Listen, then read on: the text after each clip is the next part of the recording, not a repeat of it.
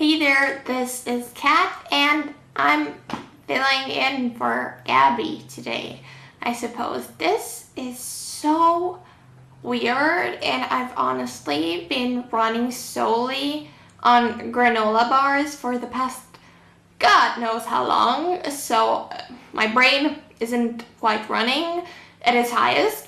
But yeah, Gabby asked me to be here today to review Carry On, which is a Simon Snow novel. And I could not come here and do this because I love Simon Snow, and I need to talk to more people about Simon Snow. I have my own Simon Snow fanfiction, and I've been reading Simon Snow fanfictions for ages. But like this one is actually published and it's by Rainbow Rowell, and I need to review it today because that's what Gabby told me to do. So yeah, Carry On is Rainbow Rowell's take on this story you might have seen before of The Chosen One, but it's like so original. It's like such an original take on it. Honestly, like the world of Simon Snow and mages is everything, so it's the best. It's not like your usual Chosen One story. I love Simon Snow so much.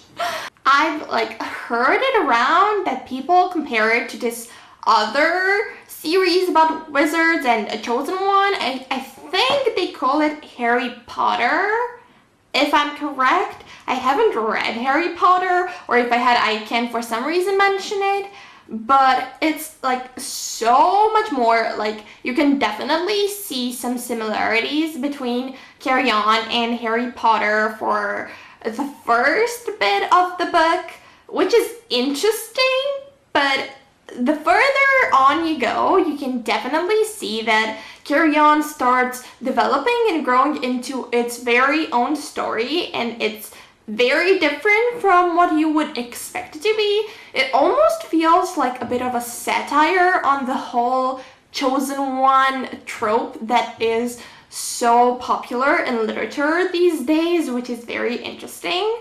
The magic system in itself is very original, and I personally have not seen it anywhere before, which was such a unique addition to the plot. And I feel like it could, you know, besides being the core magic system in the book, in the wizard universe, it can also be taken as sort of a metaphor for our world and be applied, because it focuses very much on the power of words, which, if you're here, I can only assume you can relate to, because I know I do.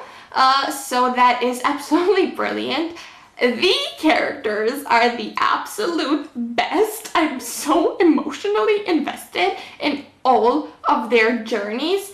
Penny is just goals.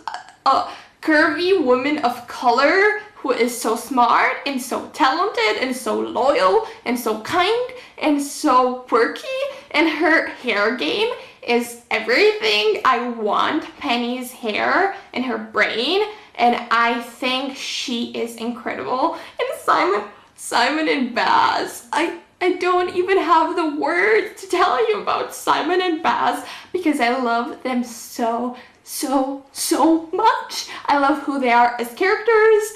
I love who they are together. Snowbaz is like my #1 OTP. I keep reading Coffee Shop AUs. Carry on Tumblr for them, and it's just, oh my god, it's everything I've ever wanted. I love them in canon. I love them in headcanons. Simon and Baz are my faves. I am so emotionally invested in their relationship. I love them as characters. I personally don't even understand very much why I love Simon, because just as the blurb on the book says, he's kind of the worst Chosen One that was ever chosen.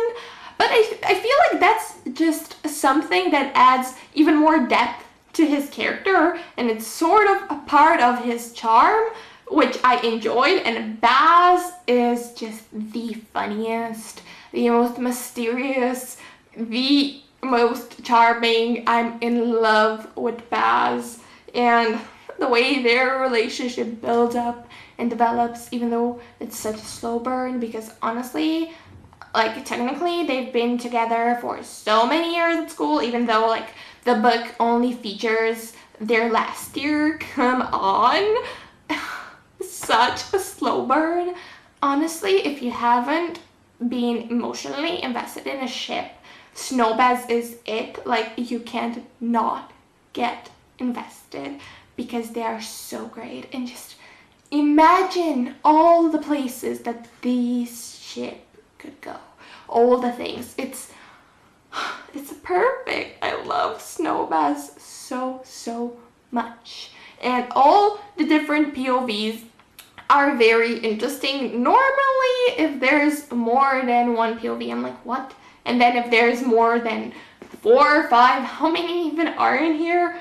I'm like, okay, stop. Why is this really necessary? But this was done very nicely, which I honestly enjoyed. I just wanted to reread the book as soon as I was done. But then I was like, I could do that. Or I could read fan fiction. So we all know what I did. It was a great decision. I do not regret it in the slightest. Oh, I love it so much. I feel like the book sort of left a few ties untied, a few things unfinished, a few questions unanswered. So that's kind of a bummer. But then again, I mean, isn't fan fiction what is supposed to tie in those knots? If canon doesn't do it, it's not the end of the world, but I would have preferred if they would have been finished in the canon, just so that we know that that is that. But I don't mind. I just love Carry On. I would definitely recommend it. If you want to talk about Simon and Baz, I will ask Gabby to link my social media down below. Maybe my fanfiction. I have a Snowbaz fanfiction, as I mentioned. It's my favorite. Yeah, please do let me know if you've read this. Also let Gabby know, because I know that she loved the book so much, which is so great. Honestly, that's the very reason I even accepted to be on her channel in the first place. Honestly, just talking to a camera is very weird, and thinking about people watching you after you've talked to yourself in front of a camera, it's even weirder. But a girl does what a girl's gotta do for her baes that are fictional and in love. Yeah, I hope you enjoyed having me here for today. I hope you have a great readathon. Yeah, I would say I will see you later, but probably Gabby will. Yeah, keep on reading and carry on. Bye.